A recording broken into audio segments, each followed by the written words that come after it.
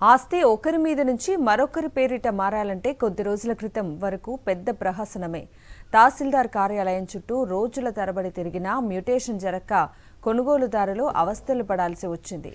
అయితే సీఎం జగన్ ముందు చూపుతో ప్రవేశపెట్టిన విధానాలు, రెవెన్యూ సంస్కరణల ఫలితంగా ఇప్పుడు చాలా తేలిగ్గా ఆటో మ్యూటేషన్ జరిగిపోతోంది. వ్యవస్థలు వాటి పని అవి చేసుకుంటూ వెళ్తున్నాయి. రిజిస్ట్రేషన్ జరిగిన వెంటనే ఆటోమేటిక్గా వెబ్ ల్యాండ్ యాజమాన్య హక్కుల బదలాయింపు జరుగుతోంది. ఎక్కడికి తిరగాల్సిన అవసరం లేకుండా ప్రభుత్వం కొత్తగా అమలు చేస్తున్న కార్డ్ ప్రైమ్ రిజిస్ట్రేషన్లు, ఆటో మ్యూటేషన్ల ప్రక్రియ అందుబాటులోకి తెచ్చింది.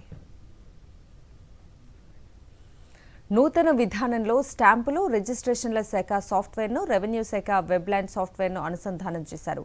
దానికి ముందు రిజిస్ట్రేషన్ల శాఖ సాఫ్ట్వేర్ కార్డ్ స్థానంలో కార్డ్ ప్రైమ్ను ప్రవేశపెట్టారు. ఆటో మ్యూటేషన్తో పాటు ఆన్లైన్ డాక్యుమెంట్ తయారు చేయొచ్చు.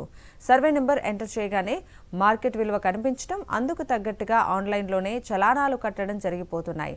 రిజిస్ట్రేషన్ కోసం స్లాట్ బుకింగ్ కార్డ్ ప్రైమ్ విధానం కొత్తగా అందుబాటులోకి వచ్చింది. నిర్దేశించిన స్లాట్ ప్రకారం రిజిస్ట్రార్ ఆఫీసుకు లేదా గ్రామ వార్డు సచివాలయానికి వెళితే అక్కడ కొత్త విధానంలో వెంటనే రిజిస్ట్రేషన్తో పాటు ఆ వివరాలు ఆటోమేటిక్గా మ్యూటేషన్ జరుగుతోంది. కొత్తగా విధానం వచ్చాక 26 జిల్లాల్లో ఇప్పటివరకు 7,000కు పైగా ఆటో మ్యూటేషన్లు జరిగాయి.